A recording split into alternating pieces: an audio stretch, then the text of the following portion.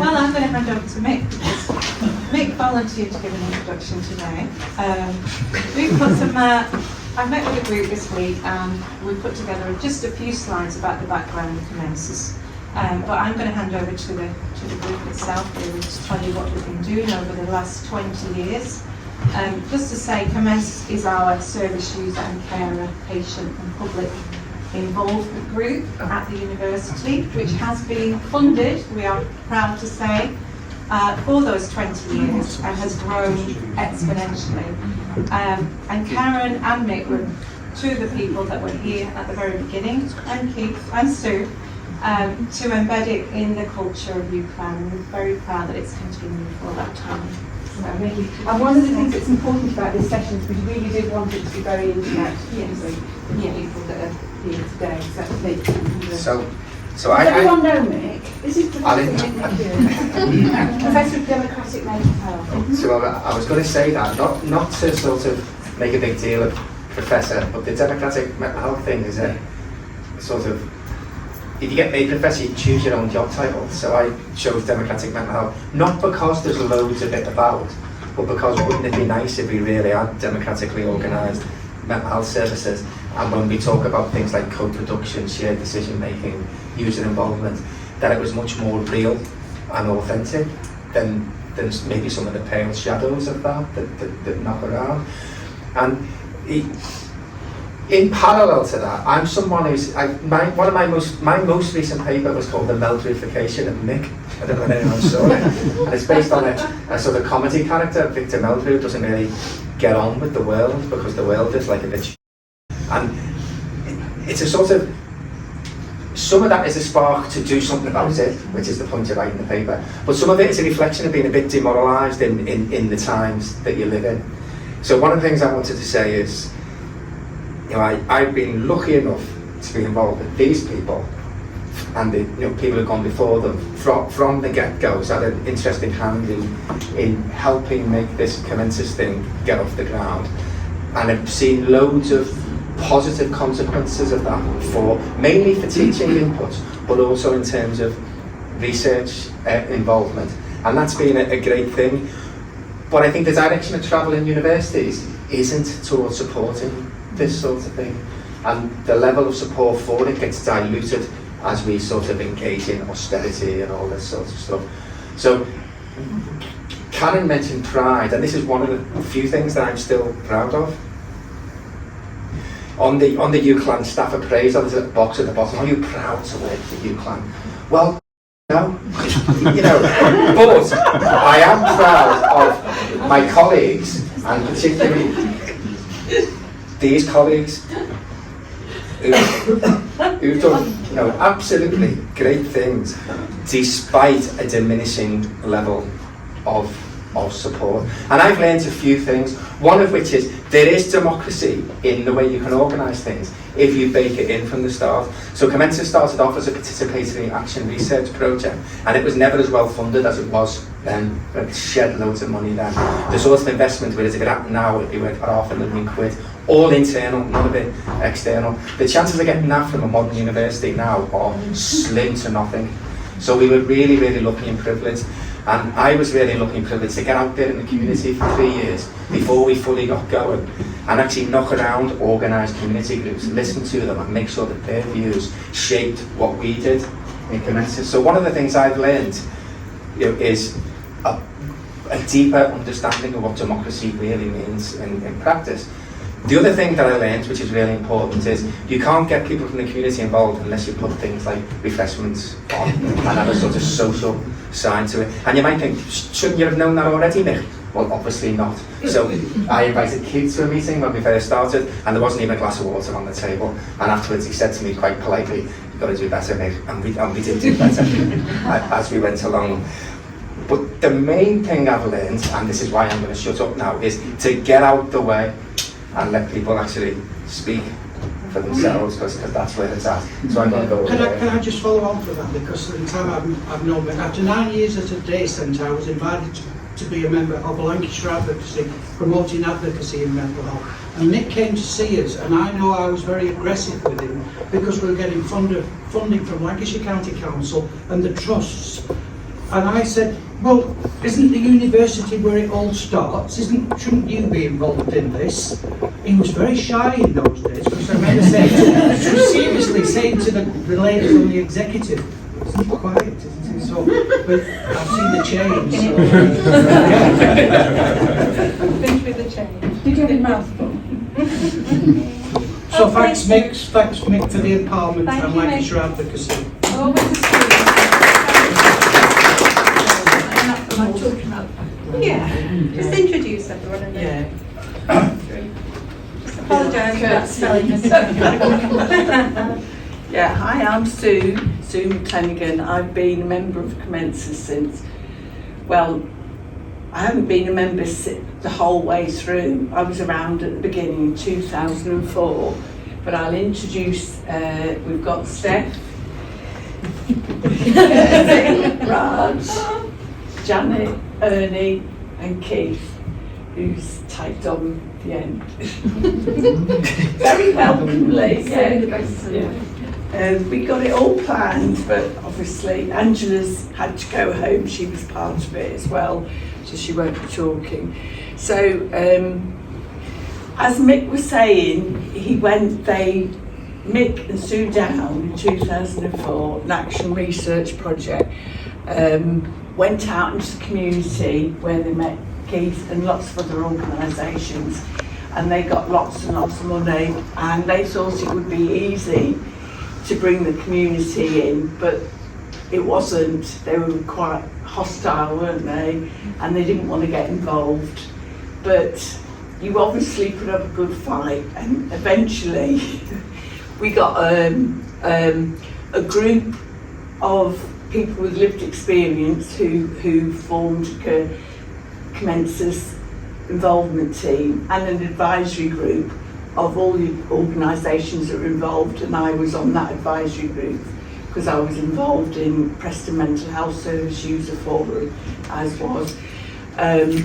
So it was a research project. Its main focus was around lived experience in teaching and learning. And the drive really was to get our voice heard and to try and change the culture within the university, within nursing. It started off in nursing, didn't it? And the power differentials. Now, in the next slide, I talk about, I was involved in the research project right at the beginning.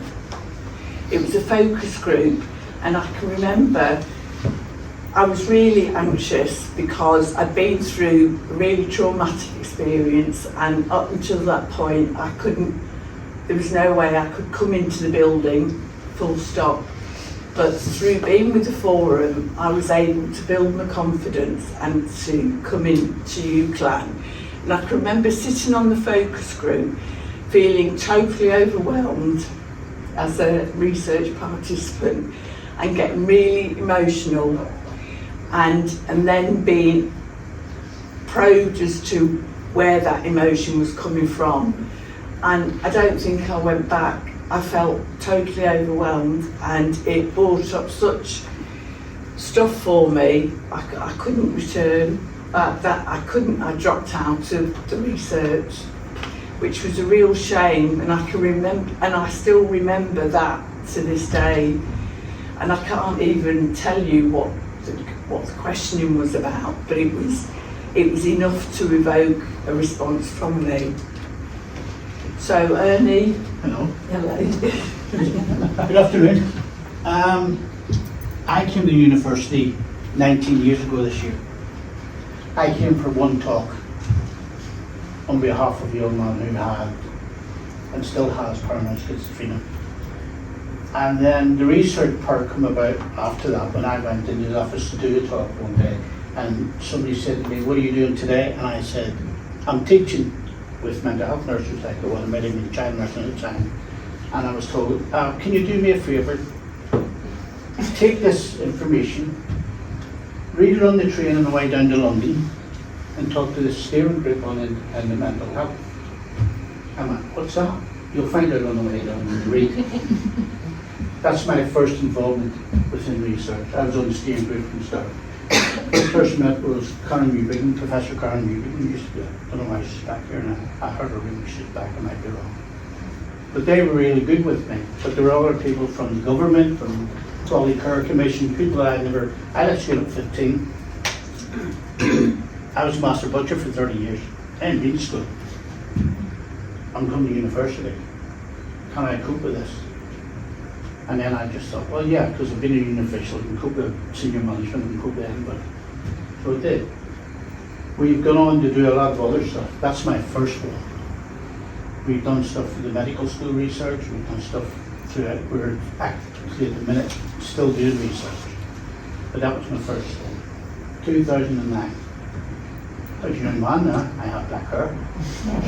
I did, seriously, I had black hair. I have that photograph to prove it. I had black hair happening.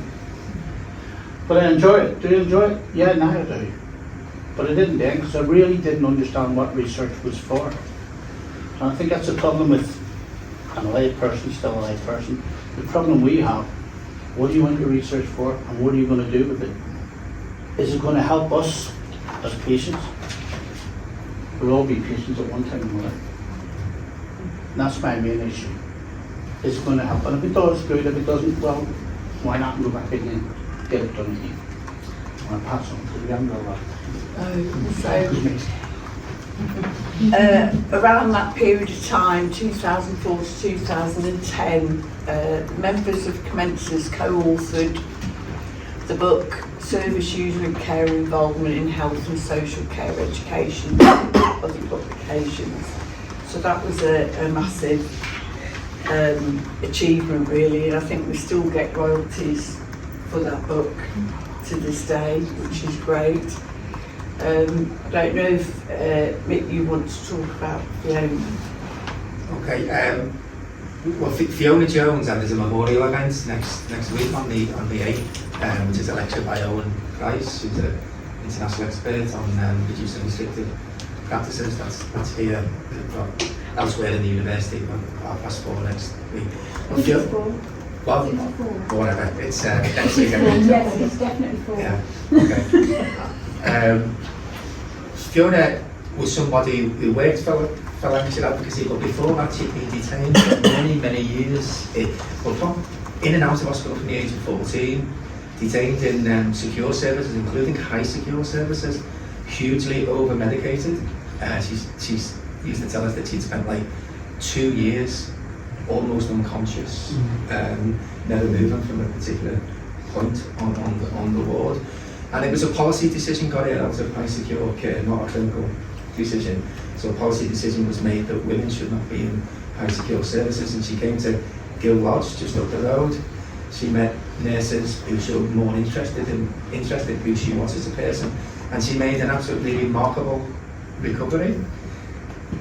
She then volunteered with Lancashire Advocacy, became involved in Comensus, and at one point in time we managed to get a series of grants that enabled us to employ her as a paid researcher.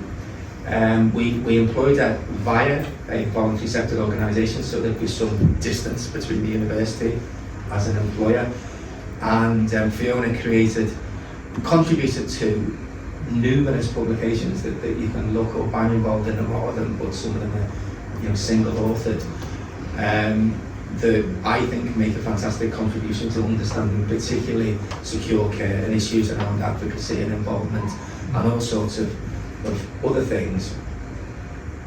And a couple of years ago she sadly passed away, and I think if I wanted to be critical, I think she passed away because of the consequences of the treatment she had. Obviously she had a very difficult life as well, but effectively I think she died from what gets called a side effect, or could be seen as a main effect of psychiatric medication, and she was only, I don't know, barely into her 40s. So we have this memorial lecture for Fiona, and I think one of the things that I'm sad about is we don't have that money anymore.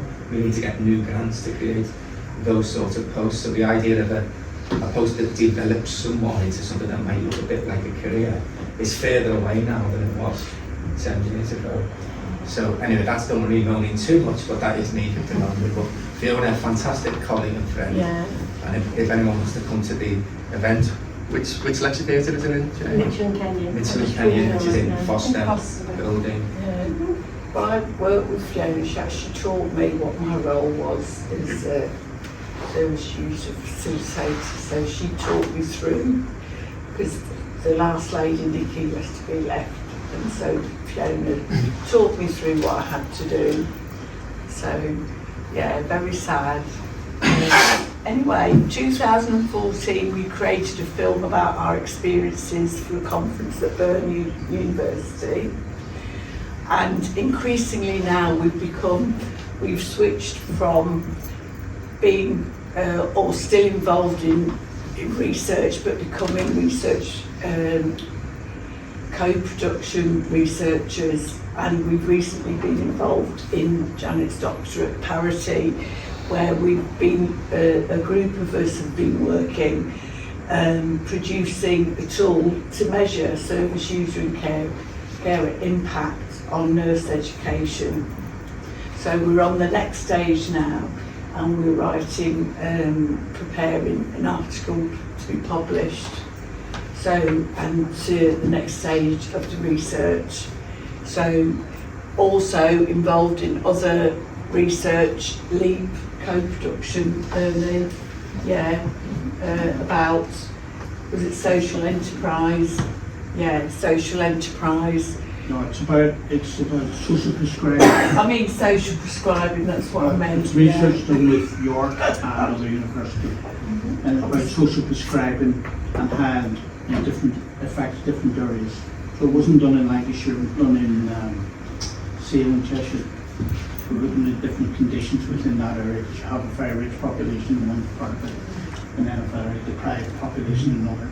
So it was trying to bring around the same, but all areas actually use the social prescribing. So that's, hopefully they're going to get the results on that next year. But we've actually went all the way through on that. We didn't just go in this quick talk and just bang, bang, bang, you're finished. We've actually sat down, we have divided the questions, we've done everything, we've done the coding. And I went, well, what do you mean by code? So we had to be trained on the coding, and then you do the themes, and what do you mean by themes? What kind of thing do you know about? And then they explain that. But it was difficult, but it was interesting, because Kate was involved in that as well. And it was difficult for us to start to think, well, where are we going with this? Because there are that many different things to put out with. But we got there in the end, and we enjoyed it. And if it is a type of research, I'd be interested to see what the dissemination and is social prescribing value for money. And as Ernie was saying about learning about all the language of research, we've had the same with Parity, and we've had training as we've gone along. Some of us are further on than others, so I found it, well, I'll leave Steph to talk about the how it's affected us really. So we go on to the next slide. Yeah, our experiences depended entirely on where we came from. Some people had no experience in research. I have quite a lot of experience in research. I'm currently involved in research with local university and on the NHS researching trans health needs. So, and that can make a very big difference when you are a researcher, but you're also a researchee, because you end up people asking you questions and you are giving them the answers that you think they want to know, which is something that you will come across when you're all doing research, that very often the answers that you get will not be the ones you expect. They will be the ones that the person thinks you want to know. So it is something to be aware of. In being researched and involved as a participant researcher is very difficult at times, because the two get intermingled, but as long as you can keep it separate, then it's not a great deal of problem. The difficulty comes being researched and being a researcher when you are doing things like coding, forming themes, then refining the questions and the answers, and ending up with an efficient tool, because how much of that tool is you and how much is the people that you've been interviewing. It is somewhat difficult. You've also got to be aware that personal biases can take part. Certainly confirmation bias is a very great problem with researching this sort of area. You expect a particular answer, unconsciously perhaps, and so you write questions which speak to that answer rather than speak to the question. And it is something, again, to be aware of. I think that's very negative, wasn't it? But it is enormously empowering to be a researcher. You learn an awful lot more about the thing you're researching than you would normally just by reading about it, just by reading it. And in the years I've been as a CEO of a trans sport charity, I get involved in people asking me research question after research question from university after university until I could probably take it as a full-time job. So there is a lot of research out there, and I've got to say I've seen virtually no results from any of it in 21 years. So the essential is, when you're doing research, make it mean something, make a difference, and make that positive change that people actually want from being in the research. Yeah, I'll just add, I was involved in the approved mental health professional research, and I was advised that I would get feedback, and I've never had any feedback. And it's really sad, because it was really, you get really excited and inspired by, you know, this is going to make change. I mean, I would hasten to add, my husband, he was going to do it, but he was paranoid at the time, and what put him off was because the researcher had a telephone call, so that actually stopped him from being involved. So it's not easy, but I would have liked to have known what happened about that research. Like when we're researchers, we're asking questions, we get quite emotional as well, so it helps us to be involved from the very beginning, designing the questions, analysing what's coming out of it, so we're fully immersed in what's going on, because otherwise I myself can't make head and tail of it, and I'm having to process it. It's in language I don't understand, but I'm getting better at it. And so for me to understand it, I have to understand bit stage by stage, otherwise I can't just go in and just do a bit myself. That's the way I learn. So Raj, I didn't know if you wanted to... I'd just like to make a general perspective to give you. I'm a relatively newcomer to Comensus compared to my other colleagues. I only started in 2016. I've been volunteering for NHS since 1997. And I've also volunteered for other health organizations, Music and the Mind. I was recommended to Comensus by the Music and the Mind organization. The first time being involved in research activities for helping James, doctor research, and about their impact to assess students' views and opinions. Design a questionnaire, and there's a lot of process involved in it. I mean, being involved in research is different from as a Comensus member talking to students in recounting our lived experience, because recounting our lived experiences from the external is rather external relation with students, but being involved with the research is sort of gives you the opportunity to inquire into how the nursing education is being developed.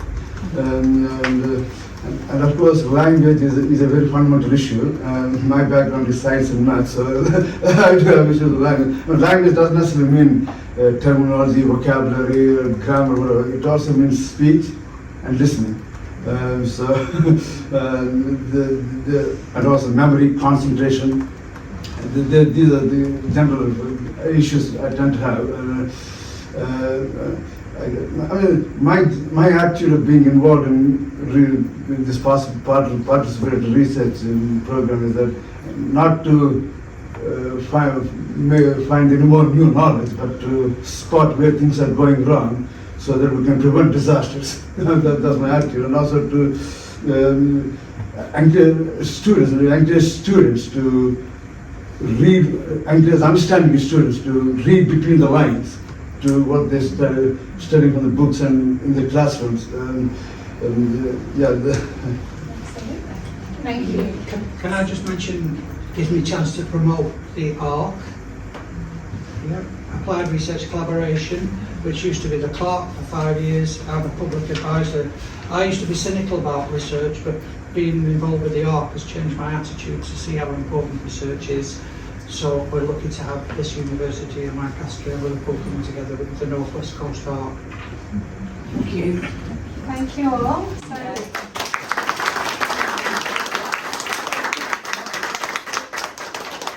We've gone over time, but we wanted to leave a bit of space for your questions and a discussion about, and to ask the group really about what their motivations were, what the barriers are, what the challenges are, what are the common bugbears. Gary? I think it's great what Comensus do, and I'm proud when I was here that we had Comensus on our side and we were able to draw on your expertise.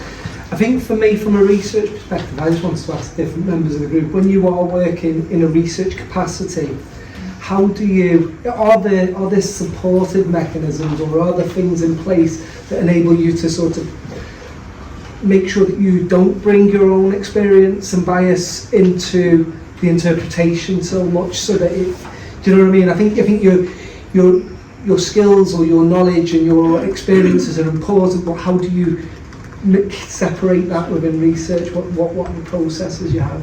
Is that hard? Or do you even need to? Yeah, do you need to? We are so many, I think we're over 100 now. So we are so many individuals that in actual fact the researcher that you get will be a meld of a lot of other people and a lot of people's feelings, people's desires, people's knowledge. So you're never quite alone, Ms. Comensus. You're always with at least a lot of other people who are going to inform what you're saying and who really aren't afraid to say that's rubbish. So we find we're a self-supporting organisation in that respect.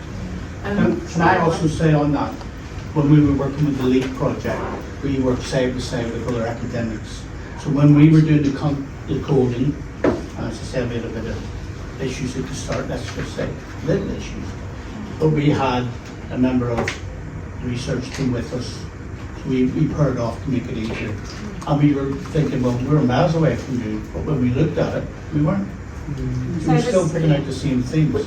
So we've had experience of this over many years, can I say, obviously with Mick and colleagues in the early days, and democracy has always been that ethos, where we encourage people to develop their skills and their experiences, so that experience of being researched all the time led to people like and others saying, actually, to understand that process a little bit more, we want to be involved. Why can't we be interviewing the students? Janet, why can't we be interviewing the staff, when you're coming to do your qualitative interviews? So I said, well, absolutely, why shouldn't you be doing everything that I'm doing? I think in the early days of my research doctorate, I was still learning, so they probably didn't get the best experience of training and supervision. In terms of that, I'd like to see more access for them at the university to develop that. And that's something that we're working on. Because I think within Comensus we've had all of that 20 years experience of teaching and learning. you know, going forwards, we'd like to have our own participatory research unit. Yeah. We Can I are just add to pretty that? Can you just add to that? Just so it's clear, the Comensus group sometimes lead their own research, and for instance, or someone like myself who's allied to Comensus will seek a research grant, and ideally it's quite in tune with where people are already coming from within the group. But it also exists as a standing resource so that anyone at the university could go on some public engagement. I know that I can go and get some from there. And I think, do you know what people said, for instance, that they're fed up that they were involved in a research project and then they never got any feedback from it. I like to think that was somebody else and not us. But that was the number one issue when we very first started going, when we went out to the community and said, effectively, come and work with us at the university. The first thing they said was, well, we've always worked with the university, but we're fed up with them because they never get back to us, or we don't get this sort of meaningfulness that what our contribution has made some sort of a difference. And in terms of bias and everything, I think we flip it, Gary, and go, that's a question for everybody, not just service users. Yeah. But also, one of the things in terms of our we've researched what Comensus is about. And one of the things we found was that obviously tons of people, different motivations, but one of the motivations is sort of with a small p political. I'm getting involved, not because you're paying me, not because you get biscuits or even a glass of water, because I want to make a difference. So it's a sort of activist sentiment. In that sense, there's a whole field of knowledge around research that says, go away with your objectivity, I'm a partisan, and there's partisan research as well. That's okay. And the reflexivity thing, let's bear it in mind. There is a risk of bias, but there's also the value you get from being close to the data. You know, you get insights because you've lived that thing that I mightn't have because I'm just a box. I think my question was more about the support, around support. It's good that you're working on that. Janet, I provided support. And let me say, it wasn't easy because we were during the lockdown period, you know, so all that business of, you know, Sarah, you know, the messiness of research and doing everything in a room together and moving things around, we couldn't do that. You know, I had to do it on my own. I was just going You to know, say, what everybody else did. sorry, from my perspective, this first breakdown in the 70s, nobody would have asked you what you thought about services. And I saw the change when I went back into services in 87 in psychotherapy and whatever else. And then the National Service Framework in the 90s. Wow. But I'd got all this anger in me about the stigma of mental health in the early 90s, the stigma of being gay. And I thought, what a bloody dreadful world I'm living in. So here's my chance to do something. And I'm not HIV, but I've done my bit to, you know, to go out there and challenge the stigma of HIV. Next question, any other questions? I think, well, Mike and I had an earlier one, but Yeah, you can just be quick if that's all right. Just be quick, because I want to mention something Okay, finally as well. Okay, so less of a question than more of a statement. I'll do it that way. Just to say, you know, acknowledge Comensus for the, you know, the support that you guys offered me when as a PhD student, because in terms of public and patients involvement was really, really important part of developing questions in terms of my thesis and identifying key areas that you know, people felt were important to research. If it wasn't for that, I wouldn't have got to the point where I am today. And in fact, I'm sure Karen will attest to this.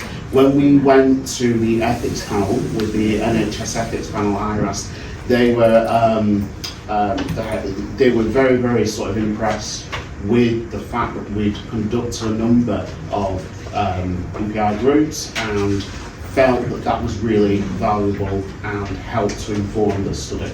So that's just one example of many sort of you know, times that Comensus have got involved and, you know, with myself. And I just wanted to say thanks for that, and it was necessary that you could turn around to me and say, at the time, actually you're talking rubbish there, I think that this is Well, actually, to make the research more relevant, and authentic. Yes. It needs to be informed. And I needed that at the time, so yeah, thank you for that. Thank you, ma'am. Can we just quick further back? Yeah, I don't want to leave you I out. think I've been involved also with Lancaster University. I'm a very new Comensus member. I had my induction in April. It's occurred to me, and it's fairly obvious really when you think about it, that we must involve people with lived experience, because that is the fundamental, that's the starting point of your research. That's where you get in, I've read a lot of rubbish where it just seems to have been off the top of people's heads. I've also read a lot of good stuff where they've actually involved people, and that is absolutely essential. So I think I'm really glad I'm involved. Yeah, here to that. And a final word from Janet. I just wanted to, I know Sue's been around with leaflets and a flyer for the Authenticity to Action Conference, which is something the group set up in 2006 or 7, but it's happening in 2 weeks' time at UCLan. It's all about what we're talking about today, service user and carer involvement in education. So we've got some great keynote speakers, lots of breakout sessions. It's an immense event, but most importantly, the night before the conference, we're praying for sunshine on the rooftop terrace for drinks and nibbles. So if you signed up, please sign up for that if you want to come along. Thank you very much.